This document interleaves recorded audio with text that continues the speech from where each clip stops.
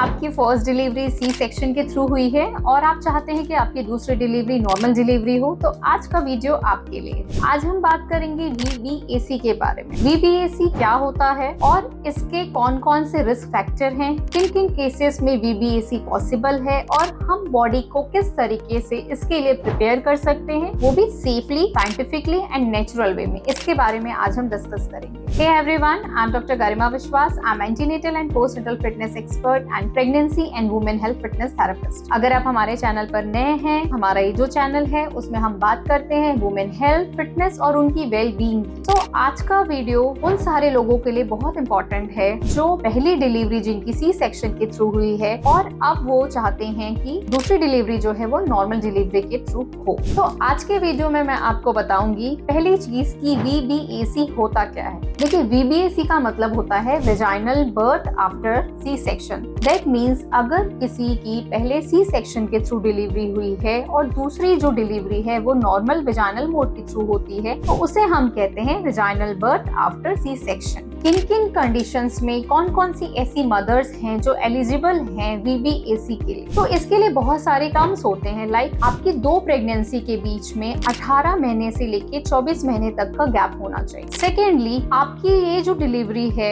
ये जो प्रेगनेंसी है, इसमें किसी भी तरीके का प्लेसेंटा प्रीविया या और कोई मेडिकल कॉम्प्लिकेशंस जो है वो नहीं होने चाहिए। थर्डली, आपकी पहले की जो डिलीवरी है या पहले का जो सी सेक्शन है उसमें आपको किस तरीके से इंसिजन दिया गया, ये बहुत इंपॉर्टेंट होता है। नॉर्मली जो इंसिजन होता है वो लो ट्रांसवर्स इंसिजन होता है जो आपकी बिकनी लाइन पर लगता है, जो कि मोस्ट कॉमन है। दूसरा इंसिजन जो होता है वर्टिकल इंसिजन होता है, जो कि पूरे आपके एब्डोमिनल एरिया में आपकी नाभि से लेके आपके बिकनी एरिया तक वो कट आता है, जो कि अब लेस कॉमन है। तो अगर आपकी जो डिलीवरी है या पहले का जो आपका सी सेक्शन का टाइप है वो लो ट्रांसवर्स इंसिजन है, तो डेफिनेटली आप VBAC में मतलब नॉर्मल डिलीवरी में जा सकते हैं। फोर्थ कंडीशन, अगर आपका बेबी जो है वो ब्रीच प्रेजेंटेशन में हो तो उस केस में VBAC पॉसिबल नहीं है। अगर बेबी सिफेलिक पोजीशन में है, that means head down position है, तो उस कंडीशन में VBAC पॉसिबल है। फिफ्थ कंडीशन, पहले किसी तरीके का कोई यूटेराइन रप्चर ना हुआ हो। एंड सिक्स्थ कंडीशन, आपकी डिलीवरी के टाइम में जो सी सेक्शन का जो स्कार है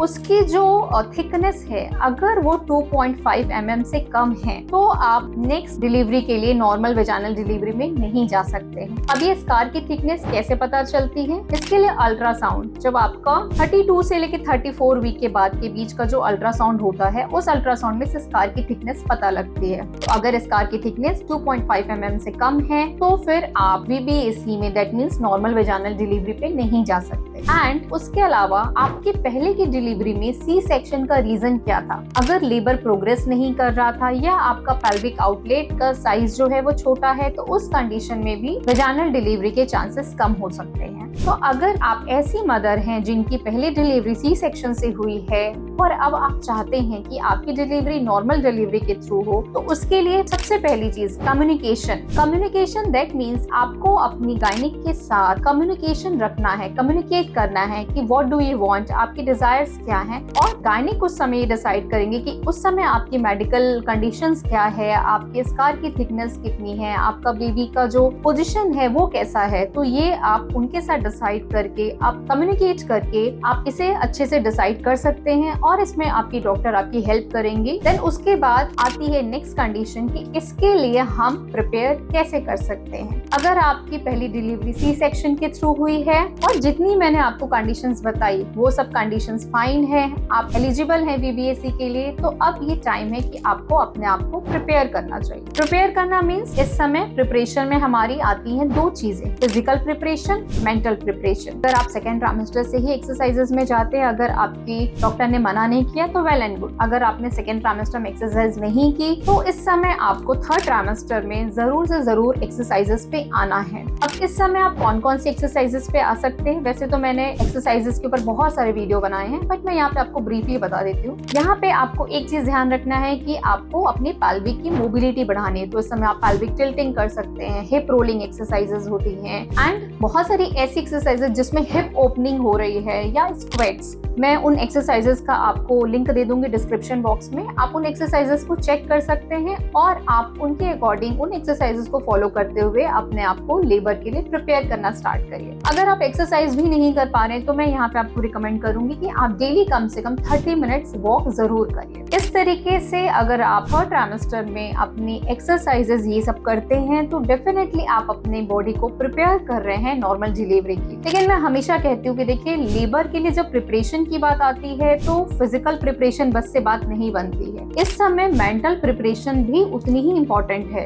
जैसे जैसे एक मदर का ड्यू डेट पास आती है, उनको स्ट्रेस होना, एंजाइटी होना ये स्टार्ट हो जाती है। और जितना आप इस समय स्ट्रेस लेंगी तो स्ट्रेस से क्या होता है, कॉर्टिसोल हार्मोन जनरेट होता है। तो ये कॉर्टिसोल हार्मोन क्या करता है, ऑक्सीटोसिन हार्मोन, जो कि आपके लेबर को स्टार्ट करता है, उसके वो प्रोडक्शन को कम कर देता है। इसलिए बहुत जरूरी है कि मदर को इस समय किसी भी तरीके का कोई स्ट्रेस ना दिया जाए, मदर को किसी भी तरीके की कोई एंजाइटी ना हो।